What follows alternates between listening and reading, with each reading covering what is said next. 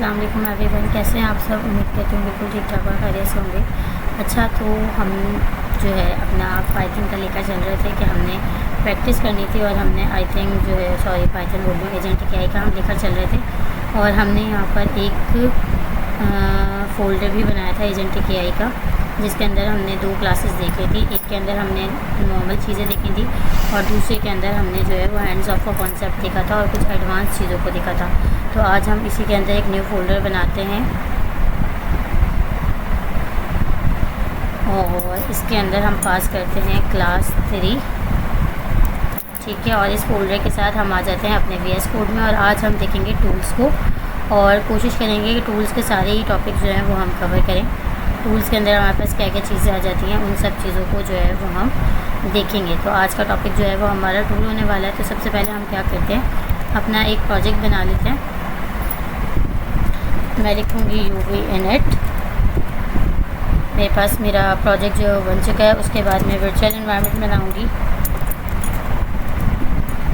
उसके बाद मैं अपने इस वर्चुअल एनवायरनमेंट को करूँगी एक्टिवेट,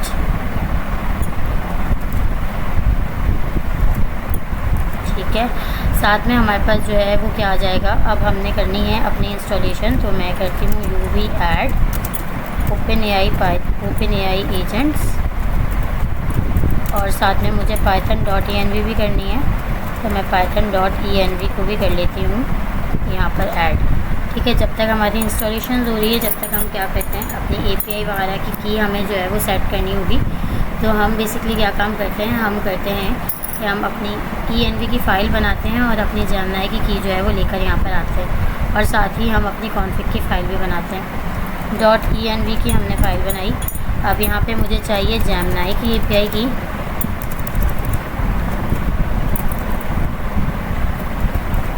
तो मैं यहाँ पे जेमिनी API की का जो है वो एक वेरिएबल बनाती हूँ और हम जाते हैं क्रोम पे और जेमिनी की API की लेकर आते हैं।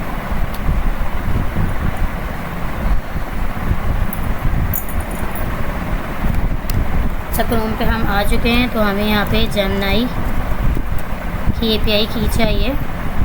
हम यहाँ जाते हैं और साथ साथ हम क्या करते हैं, सबसे पहले हम अपनी API की लेते हैं और फिर उसके बाद जो है हम अपने डॉक्स को खोलते हैं और डॉक्स पे से हम टूल्स के बारे में जो है वो कुछ चीज़ों को पढ़ेंगे, ठीक है। तो मेरे पास यहाँ पे API की है, तो मैं गलत जगह पर आ गई हूँ, मैंने गलत लिंक खोल लिया है। मुझे बेसिकली जो है वो जेमिनी स्टूडियो में जाना था।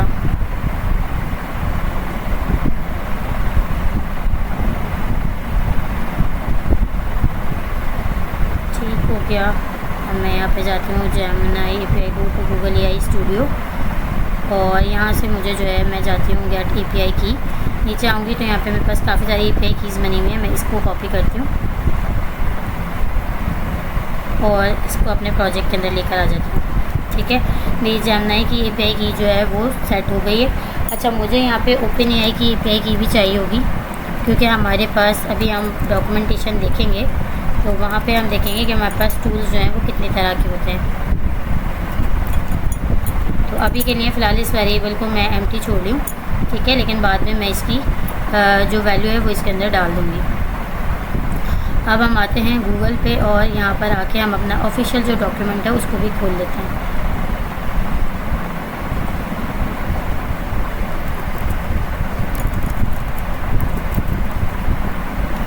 यूनिवर्सिटी लर्न एजेंटिक AI, इसको भी खोल लेते हैं साथ साथ और हम जो है वो देख भी लेंगे कि हमें और क्या क्या चाहिए, ठीक है। तो यहाँ पे आने के बाद लर्न एजेंटिक AI के अंदर आते हैं। यहाँ पे हमारे पास है एजेंट फर्स्ट। अच्छा, अगर मैं आपको दिखाऊँ तो ये रेपोजिटरी ना हमारी अब अपडेट हुई है, मज़ीद अपडेट हुई है, ठीक है। 5 डेज़ पहले ये मज़ीद अपडेट हुई है और इसके अंदर काफ़ी सारी चीज़ें जो हैं वो चेंज हुई हैं, तो इनको आप जो है वो देख लीजिएगा, ठीक है। अच्छा, इसके अलावा हमें ऑफिशियल डॉक्यूमेंटेशन चाहिए, तो मैं यहाँ पे OpenAI एजेंट SDK डॉक्स पे आती हूँ और साथ में इसको खोलने के बाद हम यहाँ पे आ जाते हैं टूल्स के टॉपिक पे। तो हमारे पास ये रहा टूल्स का टॉपिक। हम टूल्स के टॉपिक के ऊपर आते हैं। तो यहाँ पे हमसे कहा जा रहा है tool let agent take a action, यानी टूल्स जो हैं वो बेसिकली टूल्स होते क्या हैं। हम अपने एजेंट को जो है वो टूल क्यों देते हैं, प्रोवाइड करते हैं। अगर हमारा एजेंट ऐसे ही सारे काम कर रहा है तो फिर हमें टूल देने की ज़रूरत ही क्यों पड़ी। तो देखिए हमारे पास जो हमारा LLM होता है ना, वो हमारे पास मतलब ऐसा नहीं होता, उसके पास ना लेटेस्ट जो वो होती है ना न्यूज़, उसके पास लेटेस्ट न्यूज़ नहीं होती। अगर मैं अपने LLM को मैं एक नॉर्मल एजेंट बनाऊँ और मैं उससे अगर आज की डेट पूछूँ तो वो मुझे कभी भी जो है वो क्या करेगा, मुझे आज की डेट नहीं बता पाएगा। तो हमारे पास जो LLM होते हैं वो हमें पता है कि हमारे पास जो है वो टाइम पहले ट्रेन हुए होते हैं और साल में एक मरतबा या बामुश्किल कोई बहुत अच्छी कंपनी है तो साल में 2 मरतबा अपने मॉडल्स को ट्रेन करती है, क्योंकि इसके अंदर बहुत बड़ी कॉस्ट जो है वो इन्वेस्ट होती है। अच्छा, अब हमारे पास जब भी हम जो है अपने एजेंट से कोई ऐसा सवाल करते हैं जो करंट सिनेरियो के ऊपर बेस करता है, तो वहाँ पे हमारा LLM क्या करता है, वहाँ पे हमारा LLM जो है वो हेलुसिनेट करता है और ख़ुद से जो है वो आंसर प्रिडिक्ट करने की कोशिश करता है और ख़ुद से कोई आंसर देता है। ठीक है, तो हमारे पास इस सिनेरियो के अंदर जब हमें अपने एजेंट को परफेक्ट बनाना हो तो वहाँ पे हम क्या यूज़ करते हैं, वहाँ पे हम टूल्स यूज़ करते हैं और फिर हम उसको इस चीज़ के लिए कहते हैं कि भाई अगर तुम्हारे पास नॉलेज ना हो इस चीज़ से बेस पर तो भाई तुम जो है इस टूल को यूज़ करना और इस टूल को यूज़ करके जो है वो यूज़र को हेल्प आउट करना। तो बेसिकली ये हमारे पास सिनेरियो होता है जिसकी लिहाज से हम अपने एजेंट को जो है वो टूल्स प्रोवाइड कर रहे होते हैं। अच्छा, यहाँ पे आ गया है tools let agent take action, think like fetching data, running code, calling external APIs and even using a computer. There are 3 classes of tools in the agent SDK। अब यहाँ पे ये क्या बता रहे हैं, यहाँ पे ये बता रहे हैं कि भाई कोई भी अगर एक्शन परफॉर्म करना होता है ना एजेंट ने, तो हाँ वो किसके थ्रू करता है, टूल्स के थ्रू करता है। अब आगे ये काम भी बता रहे हैं जैसे डेटा फैच करना, जैसे कोड को चलाना, एक्सटर्नल APIs को कॉल करना या फिर कंप्यूटर यूज़ करना। यहाँ तक भी जो है हम इसको टूल प्रोवाइड करते हैं। एजेंट SDK के अंदर 3 क्लासेस हैं टूल की।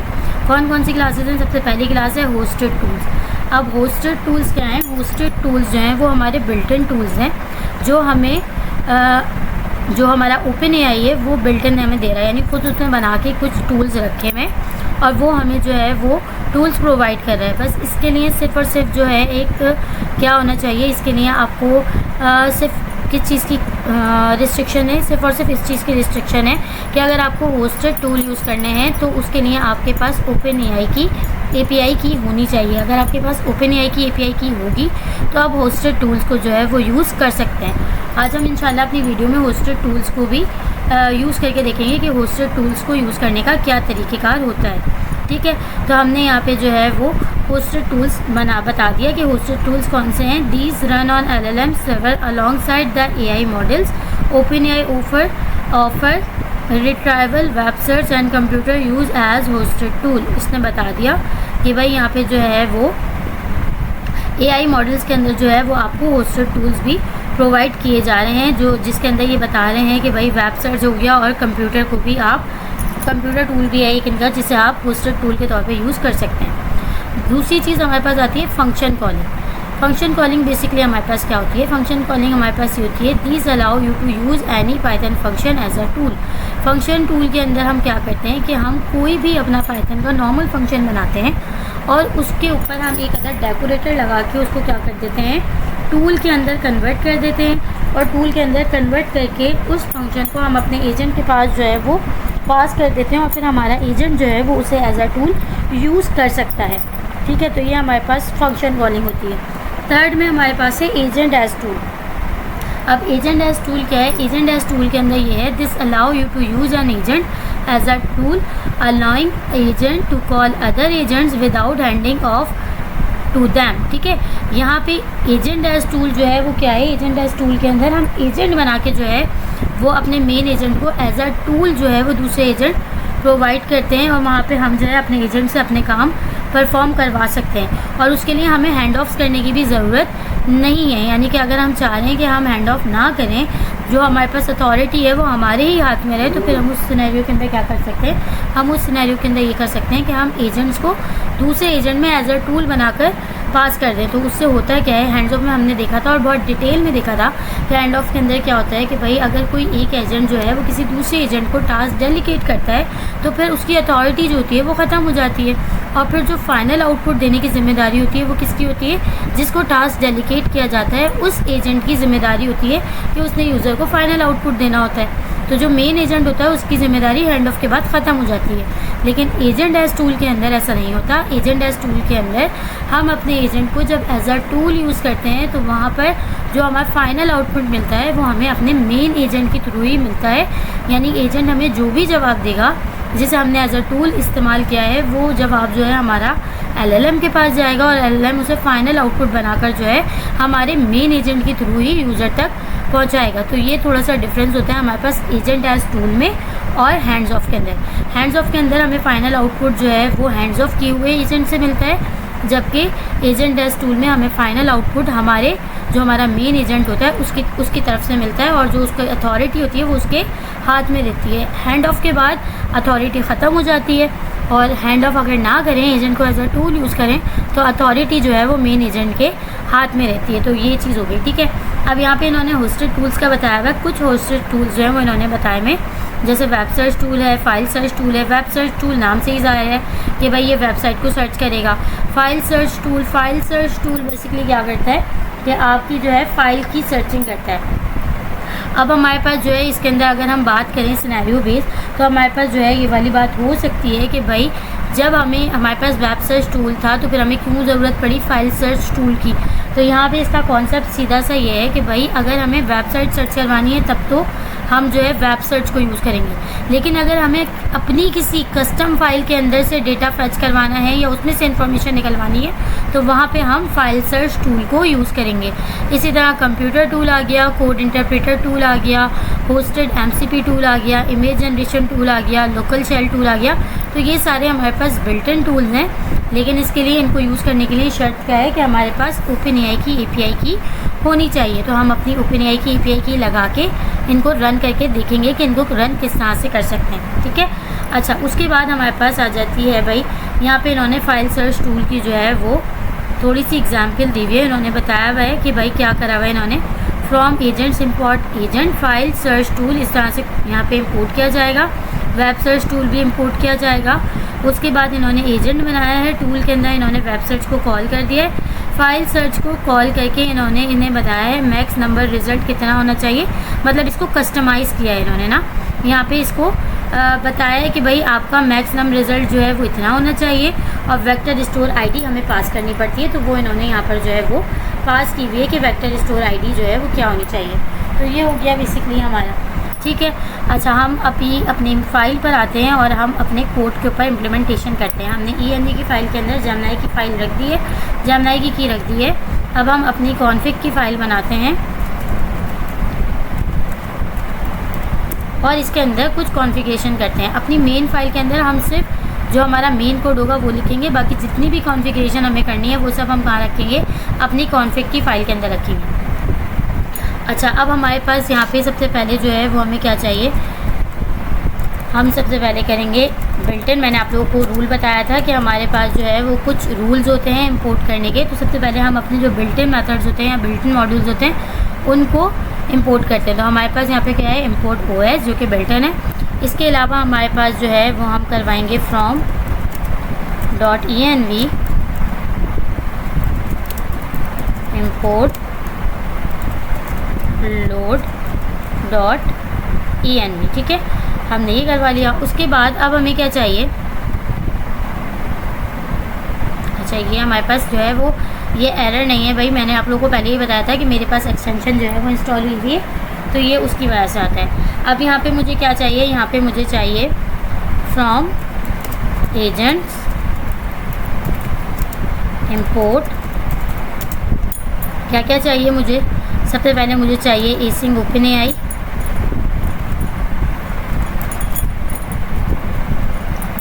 एसिंग OpenAI चाहिए। अच्छा, एसिंग OpenAI यहाँ से नहीं आएगी, agent.openai चाहिए, ठीक है, एजेंट से नहीं आएगी। एजेंट्स के पास से क्या क्या आएगा हमारे पास यहाँ पे जो है वो आएगा OpenAI चैट कंप्लीशन मॉडल आएगा, ठीक है, और एसिंग AI जो है वो हमारे पास वहाँ से आएगी OpenAI से। तो हम इसको करवा लेते हैं फ्रॉम OpenAI इंपोर्ट एसिंग OpenAI, ठीक है। ये हमारे पास जो है वो हमने इंपोर्ट करवा लिया। अब हम क्या करते हैं, सबसे पहले अपनी ENV की फ़ाइल को यहाँ पे करवाते हैं लोड और साथ में हम अपनी जेमिनी API की का बनाते हैं एक वेरिएबल। और इसके अंदर हम पास करते हैं os.get.env, जो कि हमारे पास एक बिल्ट इन मेथड है। और इसके अंदर हम अपना जो हमारा जेमिनी API की का वेरिएबल बना हुआ है env की फ़ाइल में, उसके थ्रू उसकी वैल्यू को यहाँ पे करवा लेते हैं गेट।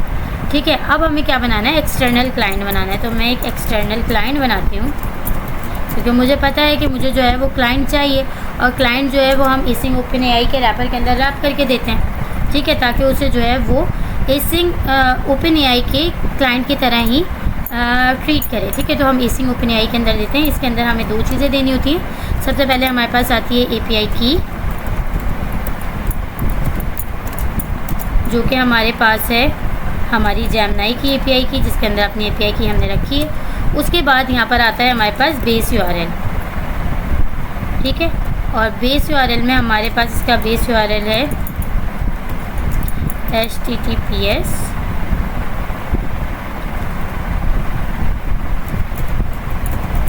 generative language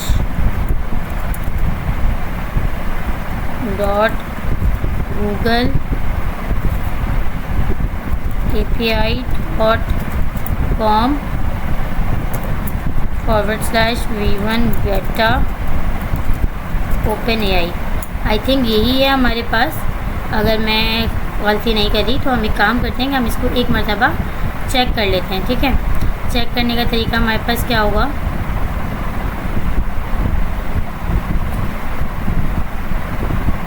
हम इसके अंदर नहीं, बल्कि इसके अंदर क्यों जाए हम, हाँ चले ही जाते हैं। मैंने कुछ अपने जो है वो टॉपिक वाइज जो है वो प्रैक्टिस करी थी मैं क्विज़ की, तो बेसिकली वो हम देख रहे हैं। और इसके अंदर से ये मेरे पास जो है वो API की है OpenAI की। मैं सिंपली इसको कॉपी करके अपने मेन उसके अंदर लेकर आती हूँ env की फ़ाइल के अंदर, क्योंकि हमें होस्टेड टूल चलाने के लिए इसकी ज़रूरत पड़ेगी। ठीक है, तो ये एक काम हो गया हमारा। साथ में हम एक काम करते हैं कि अपनी इसमें से config.py को लेकर आते हैं। तो config.py के अंदर हमारे पास generative language .google APIs s की मिसिंग थी, s जो है वो मिसिंग था, तो हम यहाँ पे आके s लगा देते हैं। मुझे लग ही रहा था कि शायद थोड़ा कुछ और है। ठीक है, तो हमारा ये एक्सटर्नल क्लाइंट जो है वो बन चुका है। अब हमें अपना मॉडल बनाना है। तो मॉडल के अंदर सिंपल हमें क्या चाहिए, हम किससे बनाएंगे, हम चैट कंप्लीशन API की को जो है वो यूज़ करने वाले। तो हम OpenAI की चैट कंप्लीशन मॉडल को यूज़ करेंगे, और इसके अंदर हमें 2 चीज़ें देनी होती हैं। सबसे पहले हमें बताना होता है मॉडल। तो मॉडल हम बता देते हैं कि हम कौन सा यूज़ करने वाले हैं। हम बता देते हैं कि भाई जेमिनी 2.0 फ्लैश को हम यूज़ करते हैं। ठीक है, साथ में हमारे पास जो है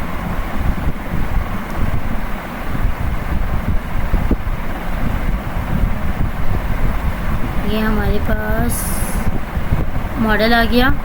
साथ में हमारे पास जो है वो दूसरा क्या आ जाएगा, यहाँ पे हमारा OpenAI क्लाइंट आता है, और इसके अंदर हम पास कर देंगे हमारा एक्सटर्नल क्लाइंट। ठीक है, हमने जो अपना एक्सटर्नल क्लाइंट बनाया वो हमने इसके अंदर पास कर दिया। हमारे पास एक चीज़ और होती है जो हम यहाँ पे रन कॉन्फ़िग को लेके आते हैं। रन कॉन्फ़िग की क्लास होती है जिससे हम अपनी कॉन्फ़िगरेशन करते हैं। तो हम यहाँ पे सिंपली आके एक कॉन्फ़िग का वो बनाते हैं और वेरिएबल, और इसके अंदर रन कॉन्फ़िग की क्लास का एक इंस्टेंस बनाते हैं। और इस इंस्टेंस के अंदर हम क्या क्या चीज़ें दे सकते हैं, इस इंस्टेंस के अंदर हम बहुत सारी चीज़ें दे सकते हैं। सबसे पहले मैं इसको मॉडल दे देती हूँ, जो कि मैंने ऊपर बनाया है। ठीक है, साथ में मुझे इसको जो है वो मॉडल प्रोवाइडर देना पड़ेगा कि भाई मॉडल प्रोवाइडर कौन है। तो मैं इसको मॉडल प्रोवाइडर बता देती हूँ कि जो मेरा एक्सटर्नल क्लाइंट है वही मेरा मॉडल प्रोवाइडर है। ठीक हो गया। उसके बाद मुझे अगर ट्रेसिंग को डिसेबल करना है तो मैं यहाँ पे लिख सकती हूँ ट्रेसिंग डिसेबल्ड, और मैं इसको कर सकती हूँ कि भाई ये ट्रू हो जाए। ठीक है, एक्सटर्नल क्लाइंट पे ये एरर ले रहा है, लेकिन ये एक्सटर्नल क्लाइंट पे जो है वो एरर कुछ वर्क नहीं करेगा, ये हमारा काम करेगा और प्रॉपर तरीके से करेगा। ठीक है, अच्छा, इसके अंदर अब मैं और क्या क्या कर सकती हूँ, अगर मैं रन कॉन्फ़िग की क्लास के अंदर आऊँ तो मैं इसको और क्या क्या चीज़ें दे सकती हूँ, मैं इसको और किस किस तरह से कस्टमाइज़ कर सकती हूँ। मैं इसको और भी बहुत सारी तरह से कस्टमाइज़ कर सकती हूँ। मैंने इसको मॉडल प्रोवाइडर दे दिया, इसके अंदर मैं मॉडल सेटिंग भी इसके अंदर दे सकती हूँ। रन कॉन्फ़िग की क्लास के अंदर हम जो भी कॉन्फ़िगरेशन करते हैं वो हमारी ग्लोबली होती है, ठीक है, सॉरी वो हमारे ना रनर की बेस पर होती है, ठीक है। रन कॉन्फ़िग के अंदर हम जो भी चीज़ें देते हैं वो हमारी रनर बेस कॉन्फ़िगरेशन होती है। एक हमारे पास कॉन्फ़िगरेशन 3 तरह की होती है। एक हमारे पास एजेंट बेस होती है, एक हमारे पास रनर बेस होती है और एक हमारे पास ग्लोबल बेस होती है। तो ये वाली जो है ये हमारी रनर बेस है। इससे पहले की जो ये कॉन्फ़िगरेशन थी जहाँ पे हम एक्सटर्नल क्लाइंट और मॉडल बना रहे थे, ये हमारी जो है एजेंट बेस कॉन्फ़िगरेशन थी, ठीक है। लेकिन जब हम रन कॉन्फ़िग का इंस्टेंस बना देते हैं तो फिर अब ये हमारी रनर बेस कॉन्फ़िगरेशन हो गई, क्योंकि रन कॉन्फ़िग को हम कहाँ पास करते हैं, रन कॉन्फ़िग को हम रनर के अंदर पास करते हैं, ठीक हो गया। अच्छा, उसके बाद हमारे पास एक और आती है, वो होती है हमारी ग्लोबल बेस कॉन्फ़िगरेशन। तो वो हम देखेंगे कि हम जो है ग्लोबल बेस कॉन्फ़िगरेशन किस तरह से कर सकते हैं। आज की वीडियो में वो भी देखने की कोशिश करेंगे, ठीक है। और हम इसके अंदर क्या क्या दे सकते हैं, हम इसके अंदर मॉडल सेटिंग दे सकते हैं, ठीक है। मॉडल सेटिंग का हम इंस्टेंस बना के बाकायदा मॉडल सेटिंग का एक इंस्टेंस बना सकते हैं। मॉडल सेटिंग में हमारे पास क्या क्या आ सकता है, हम मॉडल सेटिंग लिखेंगे यहाँ पे और यहाँ पे बनाएंगे अपनी मॉडल सेटिंग का एक इंस्टेंस, और उसको हमें जो है क्या करना पड़ेगा, इंपोर्ट करवाना पड़ेगा। और ये हमारे पास, मेरा नहीं ख्याल कि हमें यहाँ से मिलेगा, ये मॉडल सेटिंग मिल रहा है हमें, यहाँ से मिल गया मॉडल सेटिंग का इंस्टेंस हम बनाएंगे। और इंस्टेंस बनाने के बाद इसके अंदर जो है वो हम क्या कर सकते हैं, मज़ीद कॉन्फ़िगरेशन कर सकते हैं। अगर हम मॉडल सेटिंग की बात करें तो मॉडल सेटिंग के अंदर हमारे पास जो है वो क्या क्या चीज़ें आ रही हैं,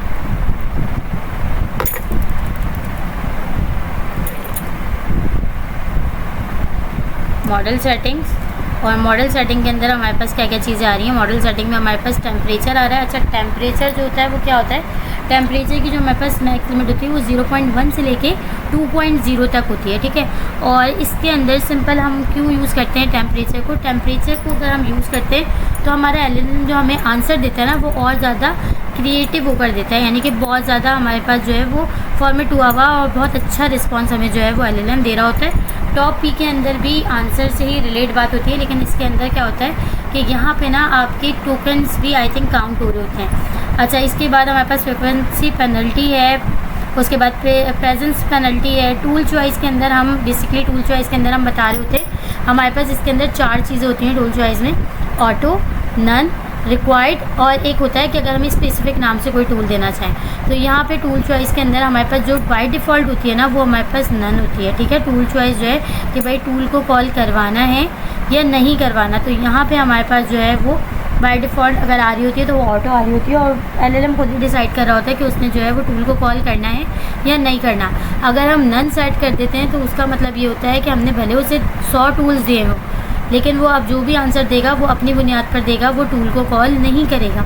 इसी तरह अगर हम टूल चॉइस के अंदर रिक्वायर्ड कर दें तो वहाँ पे एलएलएम जो है वो इस चीज़ पे रिस्ट्रिक्ट हो जाता है कि उसने जो भी आंसर देना है वो उसने टूल को कॉल करके ही देना है, विदाउट टूल कॉल किया वो आंसर नहीं देगा। अब ये कौन सा टूल कॉल करना है ये उसकी ज़िम्मेदारी है। अगर हमने 5 टूल दिए हैं तो उन 5 में से वो कौन सा टूल बेहतर समझ रहा है कॉल करने के लिए वो तो वो खुद ही डिसाइड करेगा, लेकिन इस बात की श्योरिटी है कि आंसर जब भी आएगा वो टूल कॉल होने के बाद ही आएगा अगर हम टूल चॉइस को रिक्वायर्ड कर देते हैं तो, ठीक है। इसी तरह अगर हम कोई अपना टूल देना चाहें तो वो भी हम दे सकते हैं।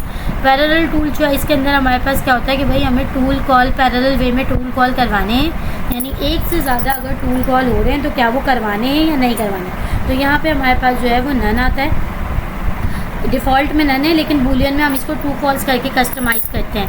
इसी तरह हमारे पास ट्रांजैक्शन आ गया। इसी तरह मैक्स टोकन मीन्स जब हमारा एलएलएम जो है वो हमारा आउटपुट जनरेट करता है तो आउटपुट के अंदर वो जितने भी वर्ड्स जनरेट करता है, हमें पता है कि हमारे पास जितने भी वर्ड्स आ रहे होते हैं वो हमारे पास टोकन्स की बेस पे आ रहे होते हैं। टोकनाइजेशन का कॉन्सेप्ट जो है यहाँ पर आता है।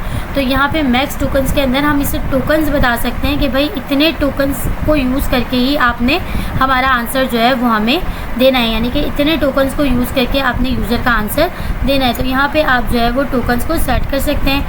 रीजनिंग को सेट कर सकते हैं, मेटा डेटा को सेट कर सकते हैं, स्टोर को सेट कर सकते हैं, इंक्लूड यूजेज, रिस्पॉन्स इंक्लूड हो गया, एक्स्ट्रा क्यूरी अगर आपको ऐड करनी है, कोई एक्स्ट्रा बॉडी कोई ऐड करनी है, एक्स्ट्रा एडर या एक्स्ट्रा आर्ग्यूमेंट कोई ऐड करना है, तो ये सारी की सारी चीज़ें जो है वो आप कहाँ कर सकते हैं, मॉडल सेटिंग के अंदर यहाँ पे आके ये सारी की सारी चीज़ें आप कर सकते हैं। तो यहाँ पे मैं क्या करती हूँ, मैं यहाँ पे सिंपली आके टेम्परेचर सेट कर देती हूँ और टेम्परेचर को मैं दे देती हूँ 0.7, ठीक है। साथ में मैं इसके अंदर मैक्स टोकन जो है वो भी सेट कर देती हूँ। मैक्स टोकन में मैं इसे कह देती हूँ भाई 100, ठीक है, कि 100 तक की आपकी लिमिटेशन है, आपको सिर्फ 100 टोकन्स को यूज़ करना है। तो ये हमारी रन कॉन्फ़िग की कॉन्फ़िगरेशन हो गई। और भी मज़ीद आप इसके अंदर चीज़ें करना चाहें तो आप कर सकते हैं। टूल चॉइस चले हम इसके अंदर दे देते हैं। टूल चॉइस को मैं कह देती हूँ कि रिक्वायर्ड है,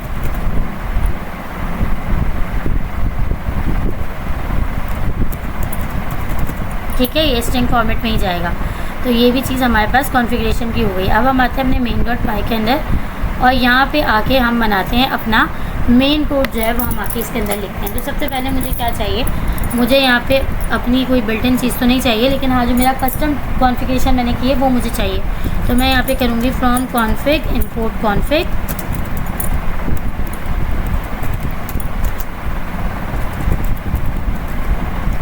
ठीक है। उसके बाद मुझे यहाँ पे क्या चाहिए, अपनी कॉन्फ़िगरेशन मैंने मंगवा ली यहाँ पे। उसके बाद मुझे यहाँ पे एजेंट्स को जो है वो करवाना है। तो मैं इन एजेंट से जो है वो एजेंट की क्लास मंगवाती हूँ, एजेंट की क्लास मंगवाती हूँ। साथ में मैं रनर की क्लास मंगवाती हूँ।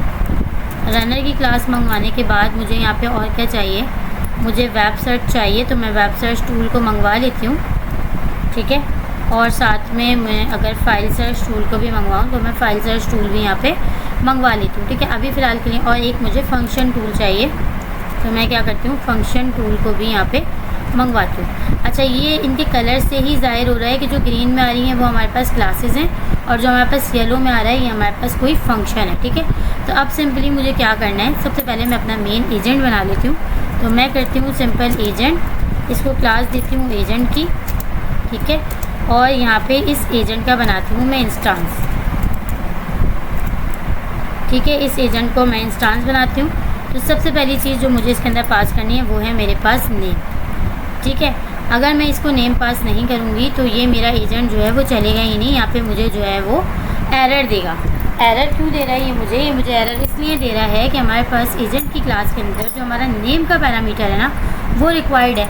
तो अगर हम इसको ना अगर हम नेम का पैरामीटर इसको ना दें तो फिर क्या है, ये हमें एरर देगा।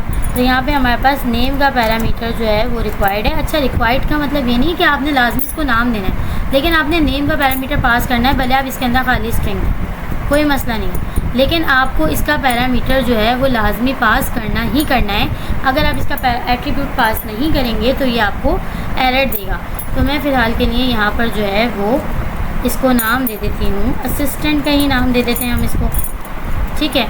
उसके बाद हमारे पास इंस्ट्रक्शंस आती हैं। अच्छा, इंस्ट्रक्शंस जो हैं वो हमारे पास रिक्वायर्ड नहीं है, लेकिन अगर हम ये चाहते हैं कि हमारा एजेंट बहुत अच्छी तरीके से परफॉर्म करे तो जितना अच्छा हमारा सिस्टम प्रॉम्प्ट होगा, यानी जितनी अच्छी हमारी इंस्ट्रक्शंस होंगी उतनी ही अच्छी तरह से हमारा यूज़र जो हमारा एजेंट जो है या हमारा एलएलएम जो है वो हमें रिस्पॉन्स करेगा। क्योंकि हमें पता है कि एलएलएम के पास हमारे पास कितनी चीज़ें जारी होती हैं। एलएलएम के पास हमारी 4 चीज़ें जारी होती हैं। एक हमारा सिस्टम प्रॉम्प्ट जाता है, एक हमारा यूज़र प्रॉम्प्ट जाता है जो कि हमारा इनपुट होता है, और इसके अलावा हमारे पास जो है वो उसका स्कीमा जा रहा होता है, टूल स्कीमा जा रहा होता है, और हमारे पास टूल आउटपुट जो होता है वो भी जा रहा होता है, ठीक है। टूल मैसेज जिसे हम कहते हैं, तो ये नहीं पता होता कि ये टूल का आउटपुट है, लेकिन हम उसे टूल मैसेज कह रहे होते हैं कि भाई टूल का मैसेज जो है वो भी हमारे एलएलएम के पास जा रहा होता है। और एलएलएम से हमें जब भी एलएलएम हमारा चलता है तो एलएलएम से हमें सिर्फ और सिर्फ कितनी चीज़ें मिलती हैं, 2 चीज़ें मिलती हैं। या तो हमें फाइनल आउटपुट मिलता है या फिर हमें जो है वो टूल कॉलिंग के लिए कहा जाता है कि टूल को कॉल करना है।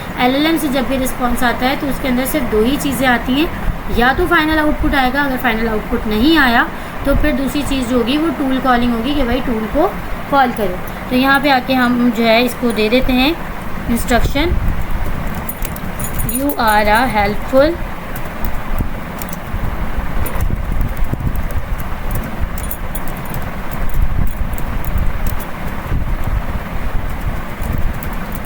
Assistant use tool to solve user curies.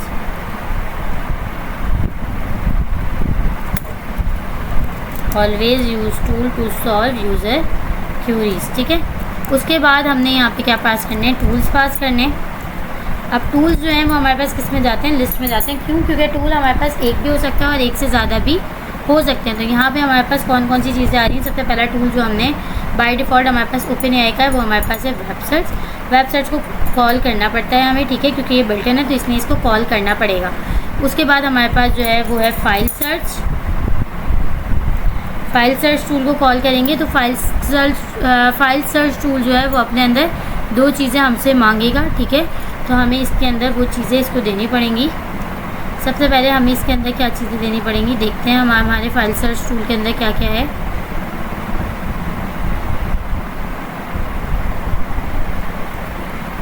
अगर हम अपने फाइल सर्च टूल के अंदर जाते हैं तो सबसे पहले हमारे पास आती है वेक्टर स्टोर आईडी।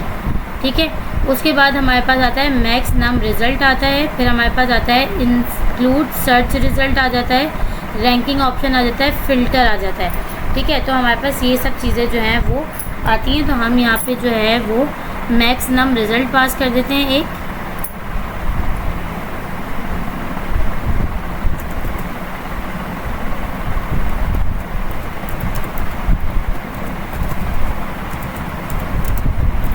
और इसको कर देते हैं हम 4 के और इक्वल। और इसके अलावा हम इसके अंदर क्या करते हैं, दूसरी चीज़ हम इसको क्या पास कर देते हैं, हम इसको वेक्टर आईडी जो है वो हमें पास करनी है, तो हम वो पास करते हैं। आई थिंक वेक्टर आईडी ही है, अगर मैं देखूं tool.py खुला हुआ है हमारे पास, तो दूसरी चीज़ जो है वो हमारे पास वेक्टर आईडी है, वेक्टर स्टोर आईडी है।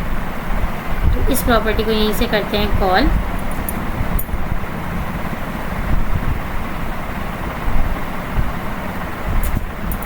वेक्टर स्टोर आईडी, और यहाँ पे हमें जो है स्ट्रिंग फॉर्मेट के अंदर वो वेक्टर स्टोर आईडी जो है वो देनी होगी। अच्छा, वेक्टर स्टोर आईडी हम किस तरह से दे सकते हैं, उसके लिए हमें क्या करना होगा, उसके लिए हम आते हैं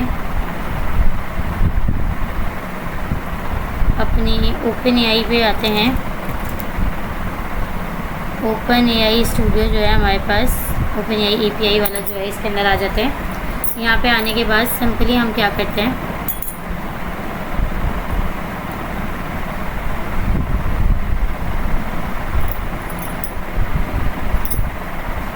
हम आते हैं डैशबोर्ड पे। डैशबोर्ड पे आने के बाद हमारे पास ये यूजेज नज़र आ रहा है, हम जाएंगे, नहीं यूजेज पे नहीं जाएंगे बल्कि हम स्टोरेज पे जाएंगे। हम जाएंगे स्टोरेज पे। ठीक है, स्टोरेज पे जाने के बाद यहाँ पे हमारे पास देखें कोई भी फ़ाइल जो है वो अभी मौजूद नहीं है। वेक्टर स्टोर के अंदर भी हमारे पास कोई फ़ाइल नहीं है। तो हम क्या करेंगे, क्रिएट अ वेक्टर स्टोर, हमने क्रिएट किया, ये हमारे पास जो है वो क्रिएट हो गया। अब हम अपने स्टोर का क्या नाम लिखना चाह रहे हैं, तो हम यहाँ पे कुछ भी नाम रख देते हैं, राबिया स्टोर। ठीक है, हमने इसका नाम जो है वो राबिया स्टोर रख दिया। उसके बाद अब मुझे यहाँ पे जो है ये मेरी वेक्टर स्टोर की आईडी है। ठीक है, ये मेरे पास वेक्टर स्टोर आईडी है। हमें यही वाली आईडी जो है ये कॉपी करनी है और कॉपी करके हमें कहाँ पास करनी है, अपने इस टूल के अंदर हमने वेक्टर स्टोर आईडी जो है वो पास करनी है। ठीक है, अब मुझे वेक्टर स्टोर तो मैंने बना लिया, लेकिन उसके अंदर फ़ाइल तो कोई नहीं है। तो मैं क्या करती हूँ, मैं इस फाइल के अंदर जो है वो कोई फ़ाइल ऐड भी कर देती हूँ। ठीक है, अभी मुझे अपलोड का कह रहा है, मैं इसे अपलोड करती हूँ। अपलोड करने के बाद मैं जाती हूँ अपने डॉक्यूमेंट्स में, और डॉक्यूमेंट्स में जाने के बाद मैं इसको कहती हूँ भाई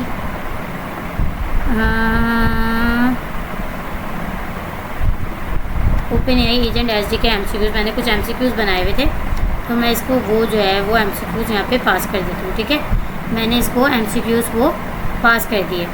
अब ये एमसीक्यूज़ की फ़ाइल जो है वो इसके अंदर अपलोड हो गई है। ठीक है,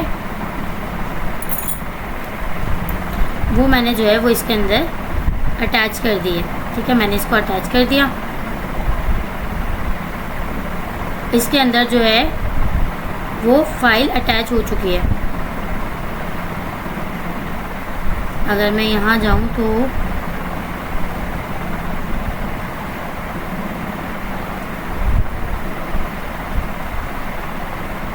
मेरा राबिया स्टोर। अगर मैं राबिया स्टोर को खोलती हूँ तो इसके अंदर मेरे पास जो है वो फ़ाइल आ चुकी होगी जो मैंने इसके अंदर अपलोड की है। ठीक है, ये देखिए मेरे पास आ गई ये फ़ाइल, ये मेरे पास फ़ाइल जो है वो आ चुकी है। अच्छा, अब मैं क्या करती हूँ, मैं सिंपली यहाँ आती हूँ बाहर और मैंने इसको वेक्टर स्टोर आईडी भी दे दी। अच्छा, इसके लिए शर्त क्या थी हमारे पास, इसके लिए शर्त हमारे पास ये थी कि हमारे पास जब भी हमने होस्टेड टूल यूज़ करने हैं तो हमारे पास ओपन API की होनी चाहिए। तो हम क्या करते हैं, अपनी ENV की फ़ाइल के अंदर जाते हैं, इस वाली को हम कर देते हैं अभी फ़िलहाल के लिए, हम इसे भूल जाते हैं। ठीक है, हम अपनी जेमिनी को रखते हैं अभी के लिए। ठीक है, हमने इसके अंदर जो है वो इसको पास कर दिया और ये मुझे एरर दे रहा है। और ये मुझे एरर क्यों दे रहा है, क्योंकि मैंने यहाँ पे कॉमा नहीं लगाया। तो मैंने यहाँ कॉमा लगा दिया। कॉमा लगाने के बाद इसने मुझे जो है वो टूल्स पे एरर दे रहा है, और टूल्स पे एरर देने के बाद ये मुझे क्या कर रहा है, वेब सर्च आईडी मैंने इसको दे दी। मैं काम करती हूँ, इसको थोड़ा सा कस्टमाइज़ करती हूँ मैं,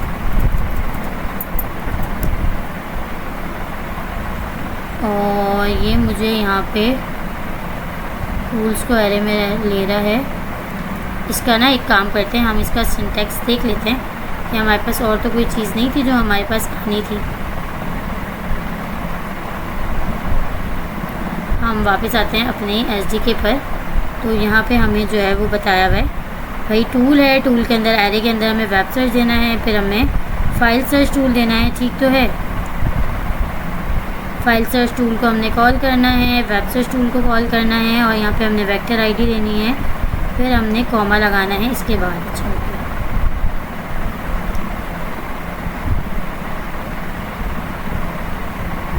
हमने इसके बाद भी कॉमा लगा दिया, लेकिन इसके बाद तो हम कुछ और पास कर ही नहीं रहे इसके अंदर। हम अपना एक कस्टम टूल भी बना लेते हैं। ठीक है, तो हम यहाँ पे क्या करते हैं, यहाँ पे हम करते हैं भाई @ फंक्शन टूल का हम लगाते हैं डेकोरेटर, और साथ में मैं एक नॉर्मल फंक्शन बनाती हूँ ऐड का। ठीक है, इसके अंदर मैं कहती हूँ कि भाई A जो है वो इंटीजर होगा, B जो है वो भी इंटीजर होगा, और इसकी जो रिटर्न टाइप होगी वो भी इंटीजर होगी। साथ में मैं इसके अंदर सिंपली रिटर्न करवाती हूँ A + B को। ठीक है, अब मुझे इसके अंदर डॉक स्ट्रिंग ऐड करना चाहिए ताकि वो बता सकूँ मैं कि भाई ये क्या है। तो मैं बोल देती हूँ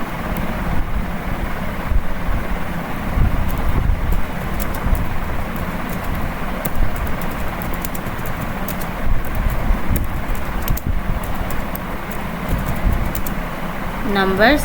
इसके अंदर मेरे पास जो है आर्ग्यूमेंट्स आएंगे। आर्ग्यूमेंट्स में मैं बोलूँगी कि भाई A जो है वो इंटीजर है, फर्स्ट नंबर, और B जो है वो भी इंटीजर होगा, सेकंड नंबर, सॉरी।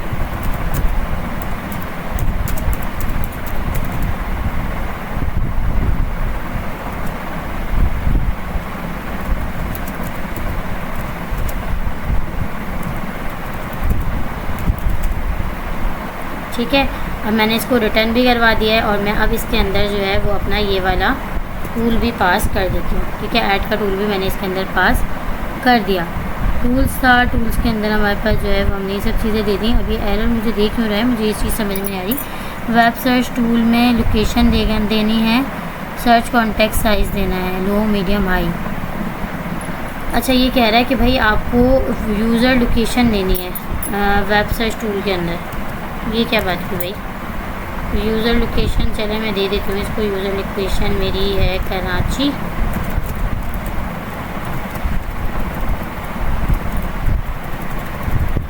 और दूसरी चीज़ मुझे क्या देनी थी इसके अंदर, user location, search contact size. तो मैं इसको दे देती हूँ मीडियम। ठीक है, मैंने ये भी दे दिया। अभी भी ये मुझे एरर दे रहा है। तो बेसिकली ये मुझे एरर दे क्यों रहा है, मुझे ये समझ में नहीं आ रहा।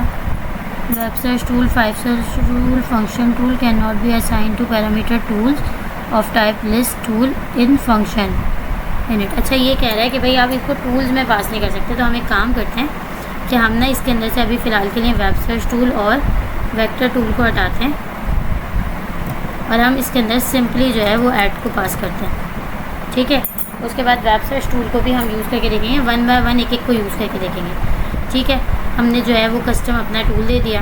अच्छा, यहाँ पे टूल देने के बाद अब मुझे यहाँ पे बनाना है रनर, तो मैं बनाती हूँ रिज़ल्ट, उसके बाद मैं इक्वल करती हूँ रनर डॉट रन सिंक।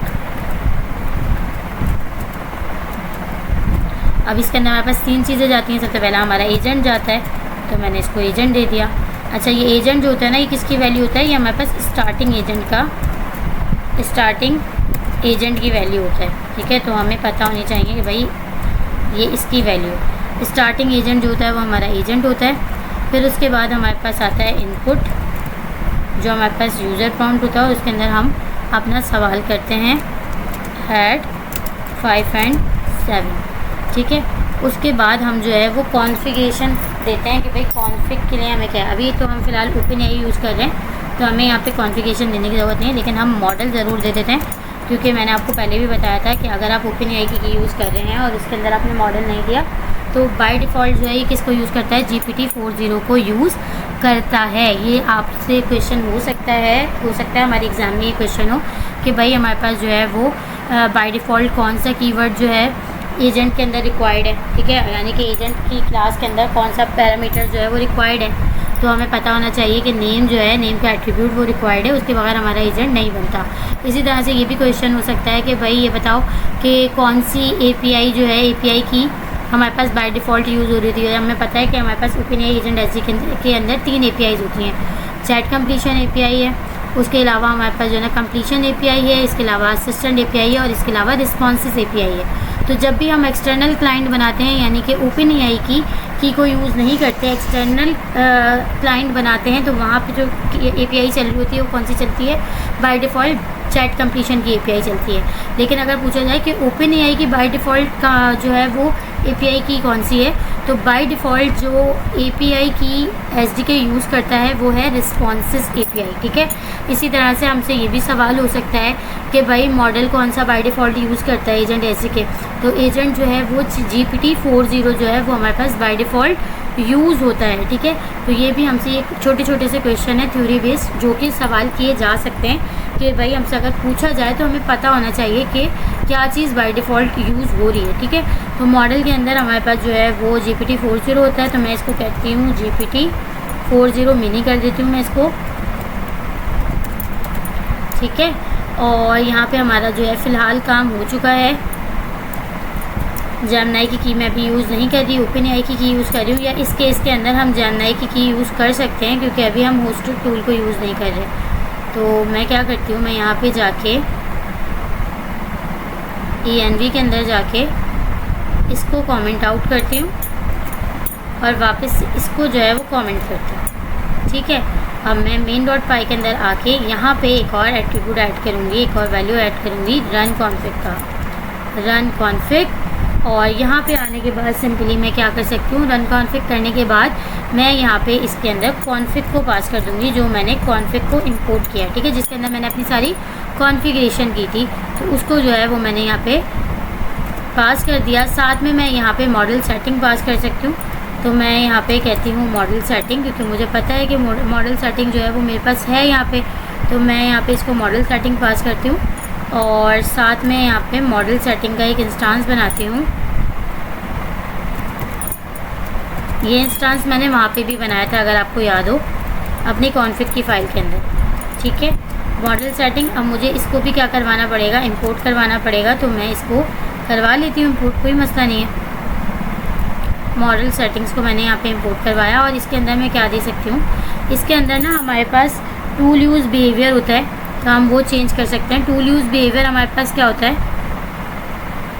या टूल बिहेवियर होता है हमारे पास, अगर मैं इसके अंदर देखूँ, यहाँ पे एक्चुअली टूल यूज़ बिहेवियर आएगा, ये मॉडल सेटिंग नहीं आएगा, यहाँ पे हमारे पास आएगा टूल यूज़ बिहेवियर, ठीक है। टूल यूज़ बिहेवियर आएगा, और इसके अंदर हम 2 चीज़ें पास कर सकते हैं। मॉडल सेटिंग की हमने सेटिंग कर ली थी, इसके अंदर ना हम 2 चीज़ें पास कर सकते हैं। टूल यूज़ बिहेवियर के अंदर हमारे पास 2 चीज़ें होती हैं, क्या, एक तो हमारे पास होता है रन अगेन LLM, ठीक है, कि आपके जो भी आउटपुट का, यानी आपके जो भी टूल का आउटपुट आए वो डायरेक्ट फाइनल आउटपुट बन के आपको ना मिले, बल्कि वो कहाँ जाए, वो आपके LLM के पास जाए और फिर LLM फाइनल आउटपुट आपको बना कर दे।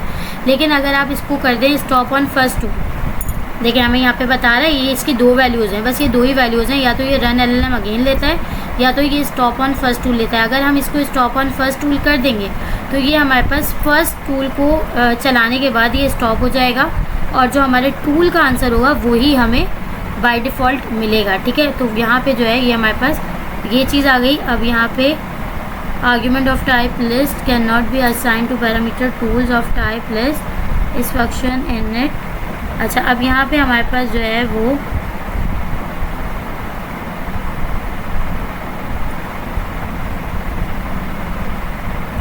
ओके, अभी हमारे पास क्यों एरर दे रहा है इसको हम देखते हैं अभी कि ये हमारे पास एरर क्यों दे रहा है। ठीक है, हमने फ़िलहाल इसको जो है वो कर दिया। अब हम इसको ना चला कर देख लेते हैं। यहाँ पे फंक्शन टूल हमारे पास, function tool is not define, function tool unknown. यहाँ पे ये फंक्शन टूल को डिफ़ाइन क्यों कह रहा है, ये अनडिफाइन, अनडिफाइन तो नहीं है, ये हमने तो इसको डिफ़ाइन किया है, ऐड को हमने इसको डिफ़ाइन किया है। खैर चलें इसको चला के एक मरतबा देखते हैं कि हमारे पास ये किसकी वजह से एरर आ रहा है। तो हम इसको क्या करते हैं, हम सिंपली प्रिंट के अंदर रखते हैं रिज़ल्ट डॉट फाइनल आउटपुट। अच्छा, इसके अंदर ना हमारी अभी अगर हम SDK की डॉक्यूमेंटेशन भी देखें ना तो ये भी अपडेट हुई है, तो मे भी हो सकता है इन्होंने कुछ चीज़ें कॉन्फ़िग की हो, कॉन्फ़िगरेशन की हो कुछ चीज़ों की, तो उसके अंदर ये मसला आ रहा हो। ये मुझे इस तरह से क्यों कह रहा है कि आप इसको नहीं ले सकते, अगर मैं इसको हटा दूँ तो तब तो ये ले रहा है।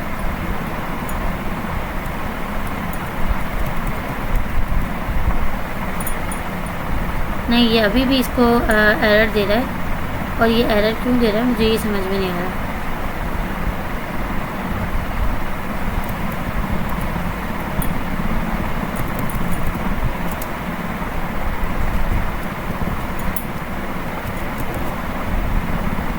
फंक्शन टूल और हमने ऐड का ही तो फंक्शन बनाया।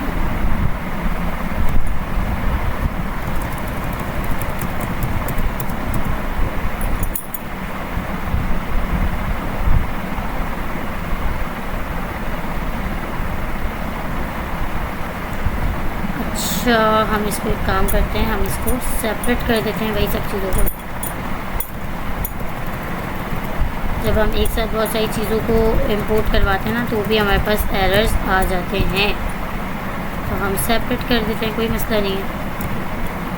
बस बहुत सारी चीज़ों, अच्छा ओके ओके, ये फंक्शन टूल को इसलिए नहीं ले रहा था क्योंकि हमने इसको कॉमा नहीं लगाया हुआ था। ठीक है, ये इस वजह से नहीं ले रहा था। देखें जब हम कोड पढ़ते हैं ना तो फिर हमें चीज़ें समझ में आती हैं कि भाई आखिर वो क्या रहा है, तो ये इसलिए नहीं ले रहा था। अब हम इसके अंदर सिंपली जैसे हमने टूल्स पास किए थे वैसे पास करते हैं, तो ये लेगा, क्यों नहीं लेगा भाई, इसका तो अच्छे भी लेंगे।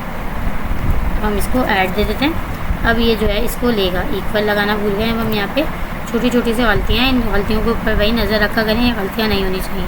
अब हम यहाँ पे जो है वो टूल यूज़ बिहेवियर को क्या करते हैं, टूल यूज़ बिहेवियर को हम यहाँ पे सेट कर देते हैं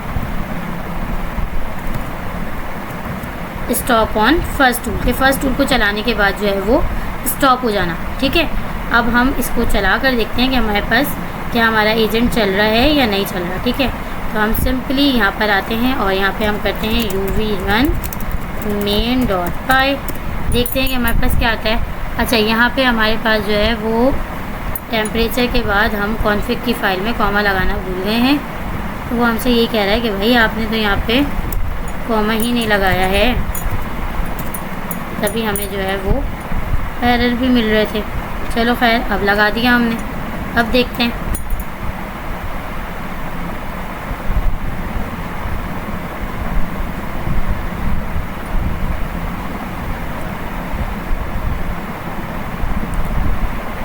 अब हमारे पास क्या आंसर आता है चेक करते हैं।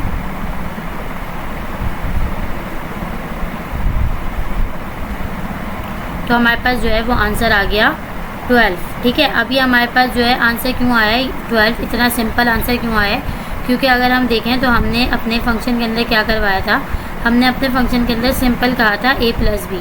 अब अगर मैं इसको मैसेज दे दूँ कोई, मैं f स्ट्रिंग के अंदर इसको रखूँ और f स्ट्रिंग के अंदर रखने के बाद मैं इससे बोलूँ द सम ऑफ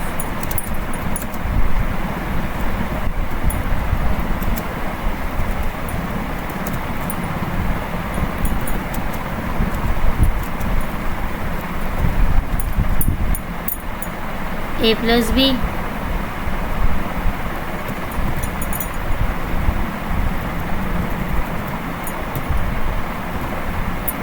तो ये मेरे पास एरर दे रहा है, ये मुझे ले नहीं रहा है इस तरह से स्ट्रिंग को।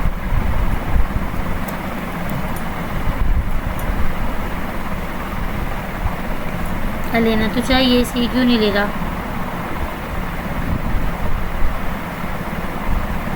हम एक काम करते हैं, हम इसको बनाते हैं रिज़ल्ट का वेरिएबल बनाते हैं और यहाँ पे आके रिटर्न करवाते हैं रिज़ल्ट को। ठीक है,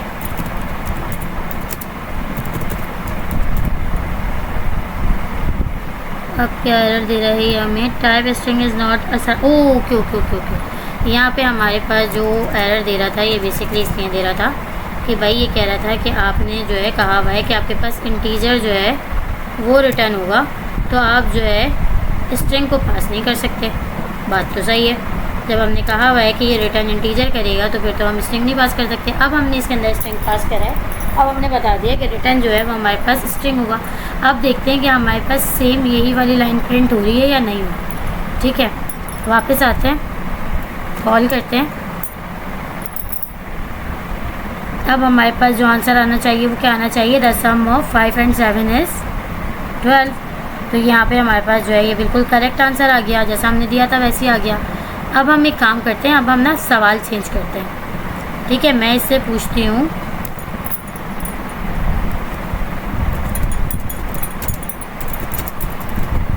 व्हाट इज़ द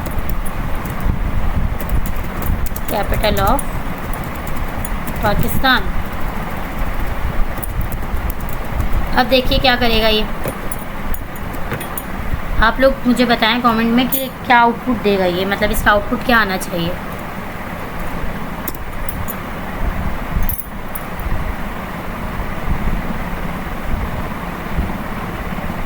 तो इसने मुझे वही आंसर दिया, इसने मुझे क्या कहा, the sum of 2 and 3 is 5। अब 2 और 3 तो मैंने इसको दिया ही नहीं था।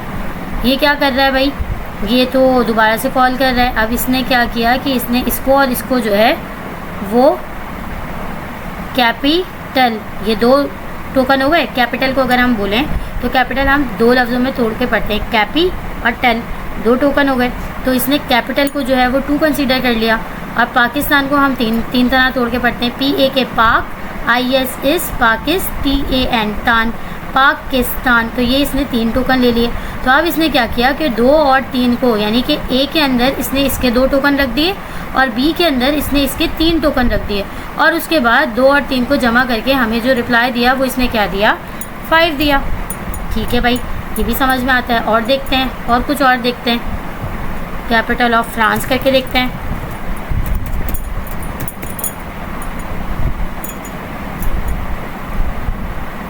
इसमें भी हमारे पास सेम ही आंसर आएगा। हम इसको चाइना करते हैं। ठीक है,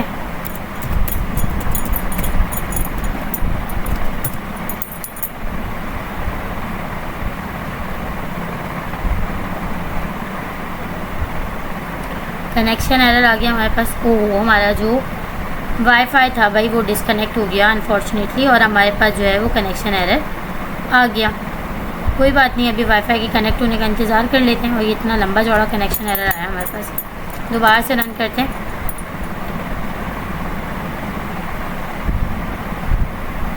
तो अब इसने क्या कहा, the sum of 1 and 1 is 2। अब इसने जो है वो 1 and 1 करके जो है इसको वो करा है। तो हमारे पास बेसिकली हो क्या रहा है, अब हमारे पास आंसर जो आ रहा है वो तो हमारा गलत आ रहा है, ये तो हमें पता है गलत आ रहा है। अब ये गलत आ क्यों रहा है, इसकी वजह इसको डिबग करने की कोशिश करते हैं। तो भाई हमारे पास देखें हमने क्या किया था, हमने कॉन्फ़िगरेशन के अंदर अपनी मॉडल सेटिंग के अंदर टूल चॉइस को रिक्वायर्ड कर दिया था कि टूल जो है वो लाजमी कॉल होना चाहिए। अब टूल हमने कितने दिए हुए हैं, हमने टूल जो है सिर्फ ऐड का टूल इसके अंदर पास किया हुआ है। तो ये बेचारा तो मजबूर है, इसे जो भी आंसर देना है वो ऐड के टूल को चला कर ही देना है। अब ऐड के टूल के अंदर हो क्या रहा है कि भाई 2 नंबर प्लस हो रहे हैं, तो इसे हर बार जो है वो इसमें से, इस मैसेज में से, यूज़र इनपुट में से जो है 2 नंबर निकालने हैं और वो 2 नंबर इसने जो है वो देने। क्योंकि हमारे पास जो टूल स्कीमा बनता है वो किससे बनता है भाई, ये जो हम यहाँ पे फंक्शन डेकोरेटर लगाते हैं ये बेसिकली लगाते क्यों हैं, इसका काम क्या होता है। ये जो हमारे पास हमने ये इसके अंदर ये दिए हुए ना अपने पैरामीटर्स दिए हुए हैं, बताया हुआ है भाई कि 2 पैरामीटर्स होंगे, दोनों में इंटीजर आएगा, रिटर्न जो है वो स्ट्रिंग करेगा। और इसके अलावा ये जो हम अंदर के डिस्क्रिप्शन बताते हैं अपने फंक्शन की कि हमारा फंक्शन किस पर्पज़ के लिए बनाया गया है, इन सब को देख के जो है ना ये टूल फंक्शन टूल का जो डेकोरेटर है ये एक स्कीमा बना देता है। अब जब ये स्कीमा बना देता है तो वो स्कीमा किसको मिलता है, एलएलएम को मिलता है। जब एलएलएम को वो स्कीमा मिलता है तो एलएलएम को पता चल जाता है कि भाई स्कीमा मिला हुआ है, एलएलएम के पास जो है वो पता चलता है उसे कि एक जो है फंक्शन दिया गया है, उसका काम जो है वो ये करना है, उसका काम ये है, मुझे जब भी इस तरह की कोई क्वेरी आएगी तो मुझे इस फंक्शन को कॉल करना है। अब यहाँ पे तो हमने क्या करा, यहाँ पे तो हमने आके उस बेचारे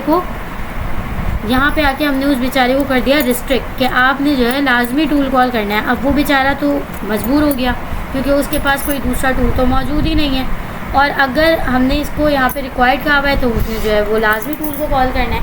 अगर हम इसको कर देंगे नन, तो फिर हमारा आंसर जब भी हमें देगा वो हमारा एलएलएम हमें देगा, हमें फाइनल आउटपुट जो है वो टूल की तरफ से नहीं मिलेगा। ठीक है, अब यहाँ पे जो है अगर मैं इसको करती हूँ नन का मतलब ये है कि किसी भी सूरत में टूल को कॉल नहीं करना। जबकि अगर मैं यहाँ पर देखूँ तो यहाँ पे मैंने कहा हुआ है कि भाई आपने जो है वो टूल को लाजमी कॉल करना है, always use tool to solve user queries. आपने यूज़र की क्यूरीज को सॉल्व करने के लिए हमेशा जो है वो टूल को कॉल करना है। लेकिन वहाँ पर जो है वो मैंने उसे क्या कह दिया, वहाँ पे मैंने उसे कह दिया कि टूल चॉइस जो है वो नन है, आपको टूल जो है वो नहीं कॉल करना। और यहाँ पे मैं इसको जो है टूल यूज़ बिहेवियर भी दे रही हूँ कि आपको पहले टूल के ऊपर चलने के बाद स्टॉप हो जाना है। तो अब हमारे पास क्या आएगा, इसको हम चला के देखते हैं। ये भी एक सिनेरियो है कि अगर इस तरह से हमने चीज़ें की हुई हो तो फिर हमारा एलएलएम हमें किस तरह से रिस्पॉन्स करेगा, चला कर देखते हैं।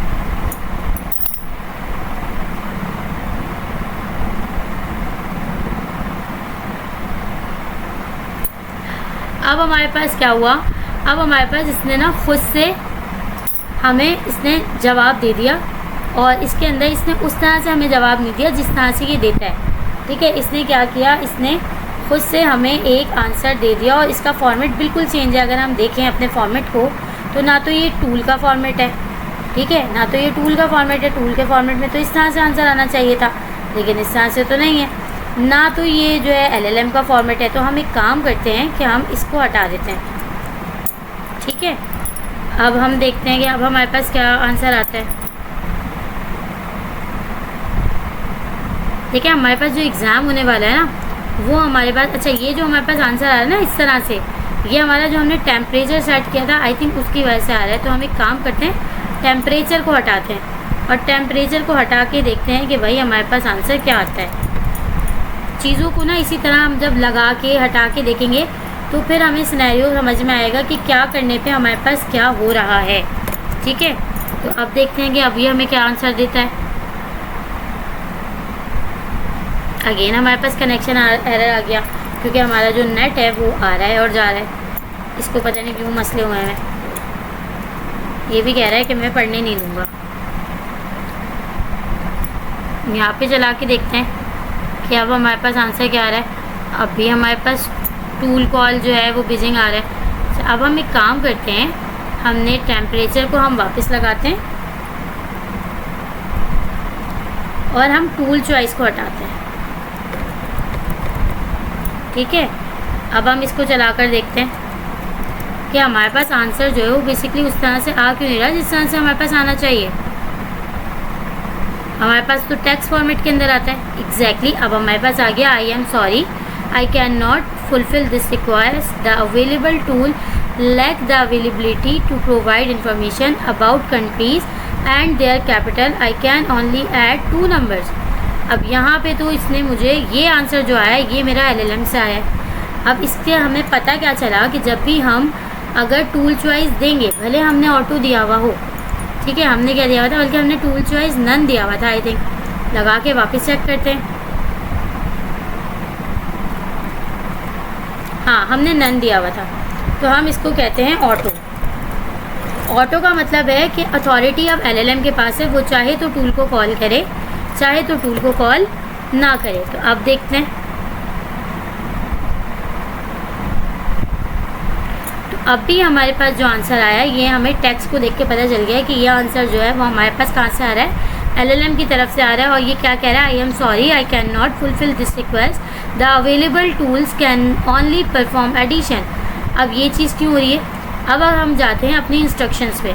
हमने अपनी इंस्ट्रक्शन में इससे क्या कहा था, हमने अपनी इंस्ट्रक्शन से कहा था कि आप हेल्पफुल असिस्टेंट हैं, लेकिन आपने हमेशा क्यूरीज़ को सॉल्व करने के लिए जो है वो टूल को यूज़ करना है। अब हम इस बात को हटा देते हैं, टूल यूजिंग वाली जो बात थी उसको हटा देते हैं। अब चला के देखते हैं।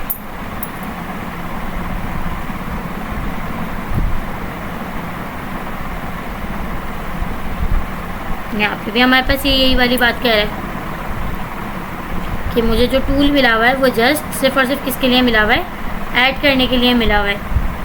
अच्छा, अब हमने जब ऑटो सेट कर दिया तो हमारे पास ये चलना चाहिए। दोबारा चलाते हैं इसको।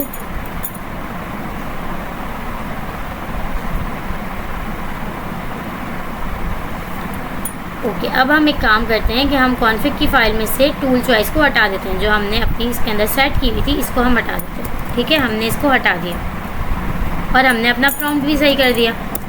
क्या आप ये हमें अपने नंबर्स ऐड करके दे रहा है? नहीं, नंबर्स क्यों ऐड करके देगा?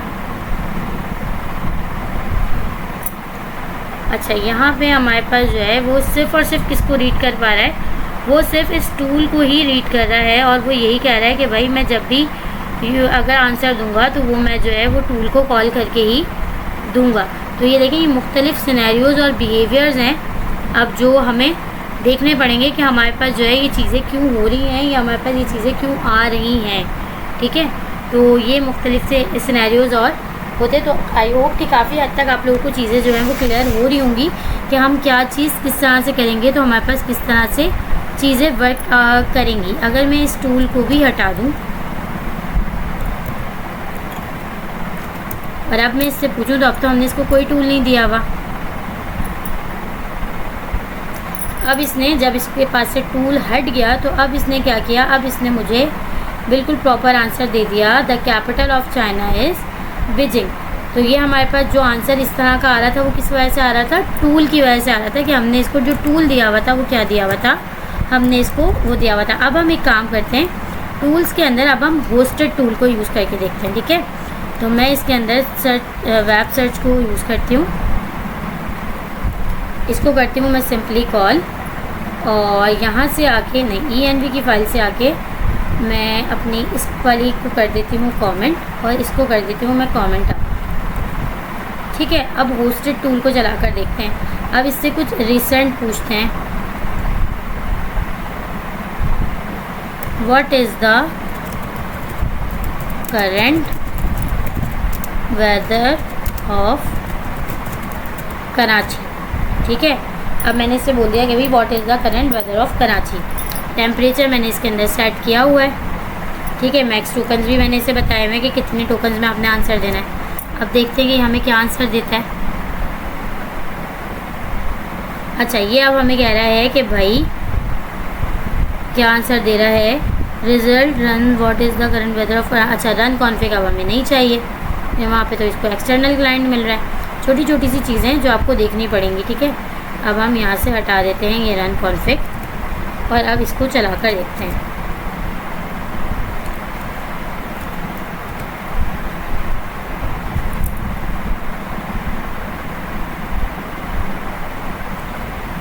अब इसने क्या कहा, अब भी देखते हैं भाई क्या कह रहा है ये।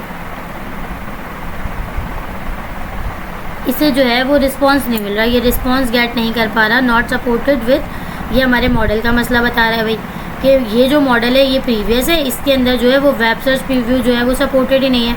तो हम इसको जो हमारे पास डिफ़ॉल्ट है GPT-40 वो दे देते हैं। अच्छा, ये हमने 0 की जगह 0 नहीं था 4O है। ठीक है, 40 नहीं है 4O है, हमने मॉडल गलत दिया हुआ था इसलिए मसला आ रहा था। अब चला के देखते हैं।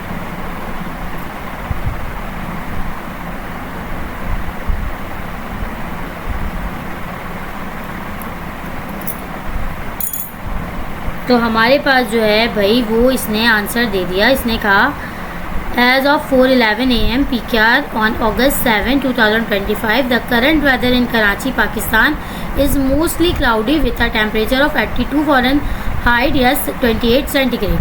Weather of Karachi Pakistan current condition mostly cloud दे दिया। उसके बाद इसने डेली फोरकास्ट, यहाँ से देखें इसने जो है वो डेली फोरकास्ट भी बना दी मुझे, कहाँ से कहाँ तक की, थर्सडे 7 से लेके इसने वेडनेसडे अगस्त तक की इसने बता दी कि भाई यहाँ पे जो है ना ये इसने आगे से बता दिया। जो हमारे पास होता है ना प्रेडिक्शन हुई भी होती हैं वेबसाइट्स के ऊपर। अब हमने इसको लिमिटेशन दी थी कि आपने 100 वर्ड्स के अंदर ही आंसर देना है, तो आई थिंक इसने 100 वर्ड्स के अंदर ही मुझे जो है वो आंसर दिया है। बल्कि नहीं है, वो लिमिटेशन हमने किसके अंदर दी हुई थी, वो लिमिटेशन हमने दी हुई थी अपने कॉन्फिग में। तो हम एक काम करते हैं, हम इसके अंदर आके मॉडल सेटिंग देते हैं और मॉडल सेटिंग में हम मॉडल सेटिंग का जो इंस्टांस है वो बनाते हैं और यहाँ पे अपना टेम्परेचर वगैरह जो है वो सेट करते हैं और देखते हैं कि हमें क्या आउटपुट मिलता है। मैं 0.7 कहती हूँ यहाँ पे और मैक्स टोकन्स के अंदर मैं इसको कह देती हूँ कि भाई सिर्फ 100 टोकन्स तुमने यूज़ करने हैं, ठीक है। अब हम इसको यहाँ आप दोबारा चला के देखते हैं। अब देखते हैं कि कितना फ़र्क आता है आउटपुट के अंदर, फॉर्मेट में कितना चेंज आता है इसके और आउटपुट ये हमें कितना देता है। तो यहाँ पे जो है इसने क्या किया, इसने मुझे तकरीबन वैसे ही आंसर दिया है जैसे पहले दिया था। इसने मुझे कुछ इतना ख़ास जो है वो रिप्लाई नहीं दिया, बट इसने लिखा हुआ please note that condition can change rapidly for the most accurate and up to date information consider checking available local weather services. इसने जो है वही कहा है और इसके अंदर इसने मुझे कोई ख़ास फ़र्क नहीं दिया। मैं एक काम करती हूँ, मैं इसको टोकन्स जो है वो इसके और मज़ीद कम करती हूँ। मैं इसको कहती हूँ 50 लेना खाली। अब चेक करते हैं।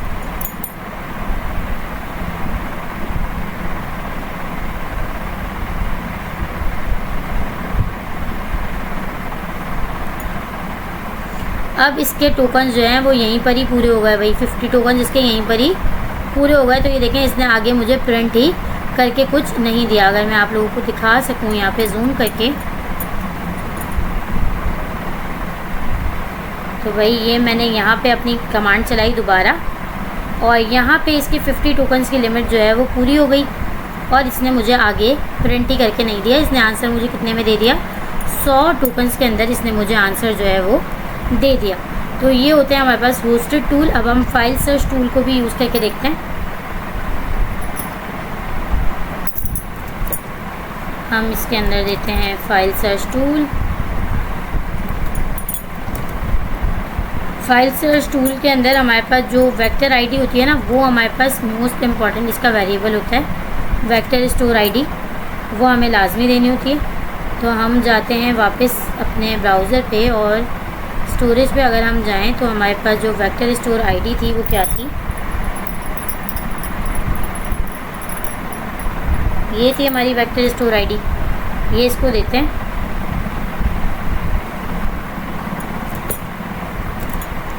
पास की हमने इसके अंदर और यहाँ पे हम इसको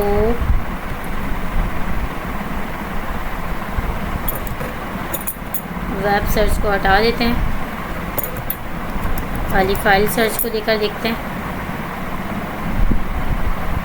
ये हमारे पास फाइल सर्च वाले में एरर पता नहीं क्यों आ रहा है, ये मैं भी नहीं समझ पा रही हूँ। वेक्टर स्टोर आईडी आ गई हमारे पास और यहाँ पे हम कहते हैं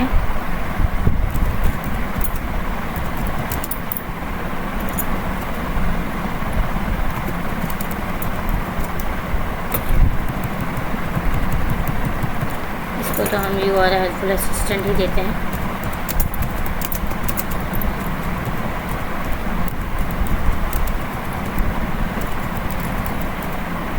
URL हेल्पफुल असिस्टेंट और यहाँ पे हम जो है वो कहते हैं गेट द, नहीं बल्कि गेट द नहीं, सर्च।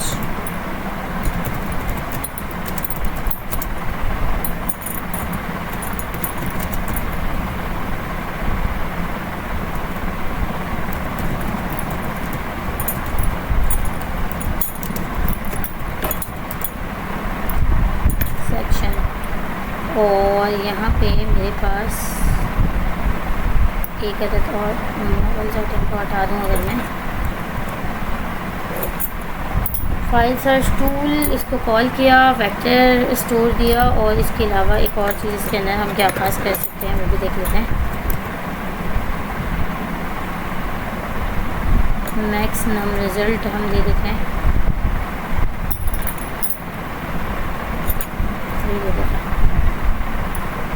ठीक है। ये एरर दे रहा है, पर देखते हैं कि ये एरर क्यों दे रहा है। चला कर देखते हैं इसको, क्या ये चल रहा है।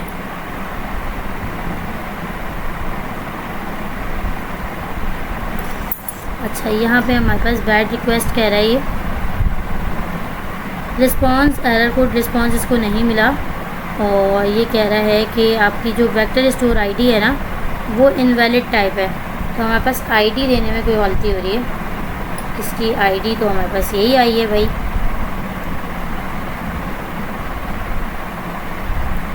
हम इसको स्ट्रिंग फॉर्मेट में ही पास करते हैं। हम एक काम करते हैं, इस आईडी को हम स्ट्रिंग फॉर्मेट में से हटा के डायरेक्ट पास करने की कोशिश करते हैं। डायरेक्ट पास करने पर भी ये नहीं ले रहा। ये कह रहा है कि भाई वेक्टर स्टोर आईडी जो है वो ये रीड नहीं कर पा रहा, जबकि वेक्टर स्टोर आईडी तो हमारी बनी हुई है भाई। इसको हम स्ट्रिंग फॉर्मेट में ही देते हैं। चलो कॉल करके देखते हैं।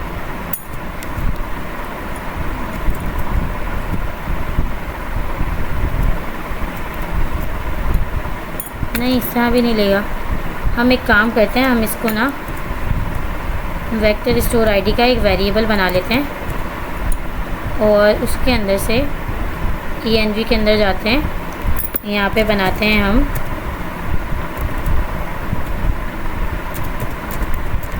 वेक्टर स्टोर आईडी, तो हम इसके अंदर पास करते हैं। main.py में आते हैं। यहाँ पे आने के बाद हम क्या करते हैं, ऊपर आके import OS करते हैं।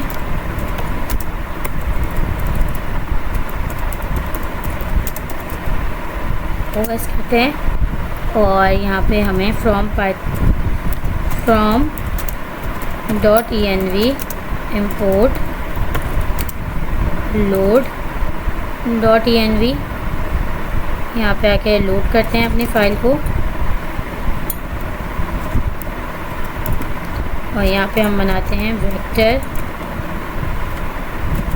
स्टोर आईडी इक्वल os.getEnv, और यहाँ पे पास कर देते हैं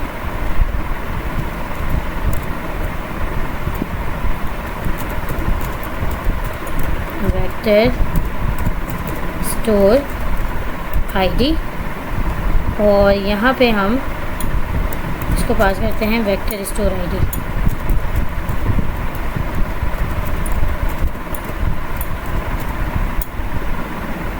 ठीक है, लेकिन ये अभी भी मसला कर रहा है भाई।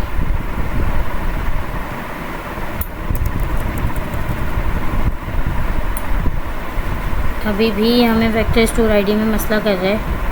तो ये हमें मसला क्यों कर रहा है? अगर हम डॉक्स के अंदर देखें तो डॉक्स में भी इसी तरह से पास किया हुआ है भाई, हम भी वैसे ही पास कर रहे हैं। इसके अंदर फाइल सर्च टूल है, ओ एरे के अंदर देनी है, हम गलत तरीके से दे रहे हैं, तभी तो मसला आ रहा है। देखें छोटी छोटी सी गलतियाँ जो हैं वो कितनी ज़्यादा मसला करती हैं हमारी। ये वेक्टर स्टोर आईडी जो है वो एक से ज़्यादा हो सकती है, तो इसलिए हम इसको एरे में देंगे, और यहाँ पे हम इसको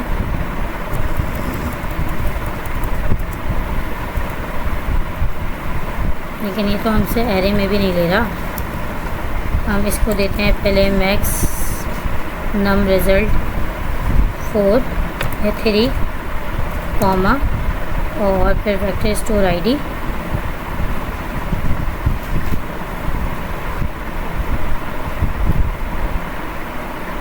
आईडीज़ है तो आईडीज़ ही हमने भी दी है। वेक्टर स्टोर आईडी डायरेक्ट भी दे सकते हैं हम।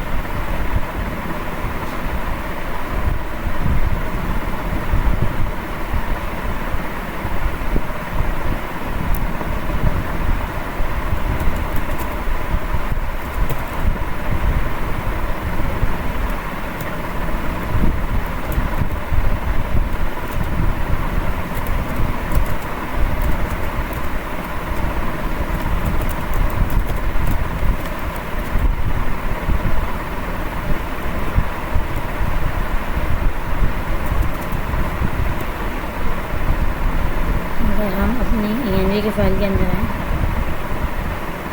सेम ही नंबर हमने रखा हुआ है। ओ हमारे पास जो है वो यहाँ से जेमिनी की की चली गई, ओपन एआई की जो की थी हमारे पास वही चली गई है।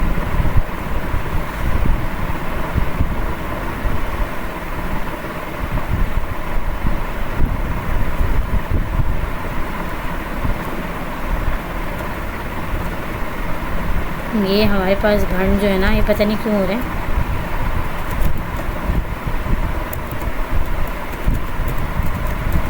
वेक्टर स्टोर आईडी इक्वल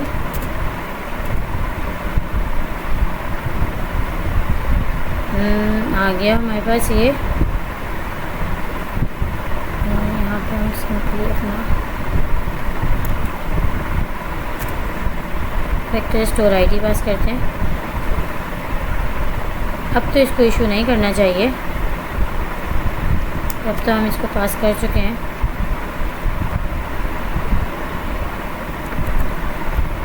नहीं, हमें यहीं से एरर दे रहा है।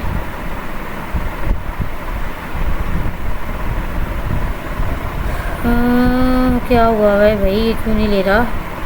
मैंने कल ही तो इसके ऊपर काम करके देखा है। File search tool, vector store ID, मेरे के बाद दे रहा है, राउंड के बाद दे रहा है।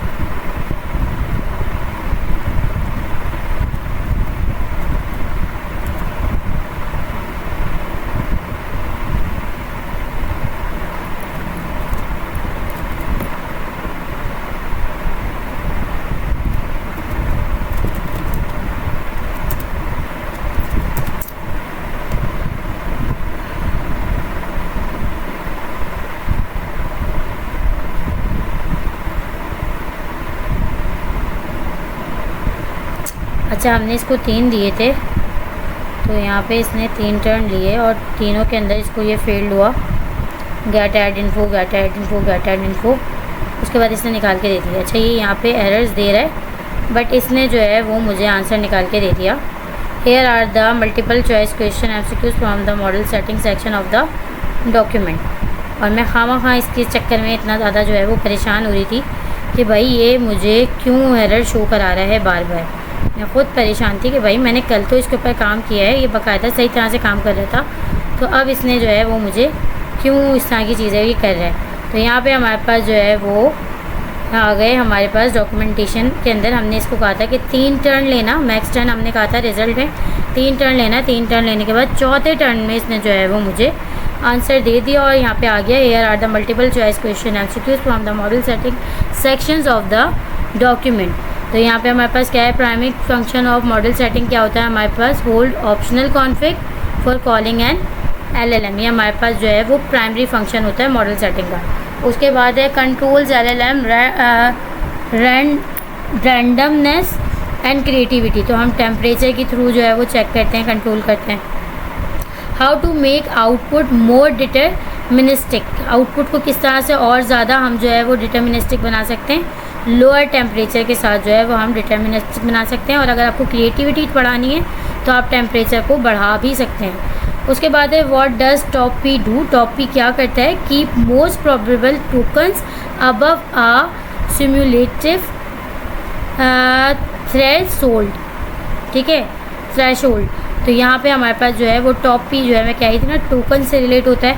उसके बाद रिड्यूस LLM रिसेप्शन एडजस्ट क्या करता है भाई, ये करता है फ्रीक्वेंस पेनल्टी जो है वो क्या कर रहा होता है, LLM रिपीटेशन को रिड्यूस करता है। उसके बाद है what do tool choice required mean. Requireds का क्या मतलब है, model must call a tool, के मॉडल जो है वो लाजमी टूल को कॉल करेगा। उसके बाद है effect of parallel tool calls true. अगर हम पैरेलल टूल कॉल ट्रू कर दें तो क्या होता है, model must call a tool, model जो है वो लाजमी टूल को कॉल करेगा। उसके बाद है इफ़ेक्ट ऑफ द, अच्छा ये उसी का आ गया। उसके बाद यही वाला है और ये पता नहीं क्या बार बार मिक्स हो गया है। अच्छा, इसका सही आंसर यहाँ पे आ रहा है, effect of parallel tool calls true. अगर हम टूल कॉल्स को ट्रू कर दें तो फिर क्या होता है, generate multiple tool call in one turn. एक टर्न के अंदर हमारा एल्गोरिथम जो है वो मल्टीपल टूल को कॉल करता है। उसके बाद अगर हम कर दें ट्रेडक्शन ऑटो, मीन्स क्या होता है, ट्रंकेशन ऑटो मीन्स होता है auto drop old message if input too long, यानी कि अगर आपका इनपुट पहले ही बहुत ज़्यादा लॉन्ग हो तो आपका जो प्रीवियस मैसेज होता है वो ड्रॉप हो जाता है, या आपका जो ओल्ड मैसेज होता है वो ड्रॉप हो जाता है। ये तो हमें पता ही है कि हम जब भी अपने एजेंट को जो है वो मैसेज देते हैं, नया मैसेज देते हैं, नया इनपुट देते हैं, तो जो हमारा प्रीवियस मैसेज होता है वो भी उसके साथ लग के जाता है, यानी हमारी जो हिस्ट्री होती है वो भी उसके साथ लग कर जाती है। लेकिन अगर हम ये वाला काम कर दें तो भाई उससे हमारी जो प्रीवियस हिस्ट्री है वो लग के जाना ख़त्म हो जाती है। तो ये थी अच्छा, तो भाई ये थी हमारी आज की क्लास। आई होप कि आप लोगों को जो है वो समझ में आई होगी, पसंद भी आई होगी और आप लोगों की नॉलेज में काफ़ी ज़्यादा इजाफा भी हुआ होगा, क्योंकि बहुत सारी चीज़ें ऐसी थी जो इसके अंदर नई थी, जो अब तक किसी क्लास के अंदर भी नहीं करवाई गई हैं, क्योंकि इतना डीप डाउन जाके जो है वो किसी भी क्लास के अंदर कंटेंट को कवर नहीं करवाया जा रहा। मैंने कोशिश की कि मैं अगर आप लोगों की नॉलेज में थोड़ा सा और इजाफा कर सकूँ, तो उन चीज़ों को मैंने यहाँ पे इम्प्लीमेंट करके दिखाया कि भाई होस्टेड टूल किस तरह से यूज़ होंगे, फिर उसके बाद जो है आप नॉर्मल टूल किस तरह से बनाएंगे। अब हमारे पास इसके अंदर जो टॉपिक रह गया है वो है हमारा एजेंट एज टूल, कि हम अपने किसी भी एजेंट को टूल बना के किस तरह से यूज़ करते हैं। सेकंड थिंग, ये जो हमारा फंक्शन टूल है इसको अगर हम यहाँ पे कॉल करें तो हम इसको कस्टमाइज़ कर सकते हैं, ठीक है। और कस्टमाइज़ हम किस तरह से कर सकते हैं ये देखें, मुझे बता भी रहा है कि इसके अंदर ये सारी चीज़ें जो है आएंगी, तो हम इनके ऊपर भी इम्प्लीमेंट करके देखेंगे कि ये चीज़ें किस तरह से होंगी। इसको हम ट्रेसिंग को अपने जो है इनेबल करेंगे, वर्बोस का मेथड लगाएंगे और वो सारी ट्रेसिंग के थ्रू हम देखेंगे कि चीज़ें किस तरह से हो रही हैं, स्कीमा वगैरह किस तरह से बन के जा रहा है। वो सब चीज़ें अब हम नेक्स्ट वीडियो में देखेंगे, क्योंकि अभी के लिए ना वीडियो वाकई बहुत ज़्यादा लंबी हो चुकी है, क्योंकि इसके अंदर बहुत सारे कॉन्सेप्ट ऐसे थे जो मतलब नहीं पता थे, लेकिन मैंने कोशिश की कि मैं आप लोगों तक डिलीवर कर दूं।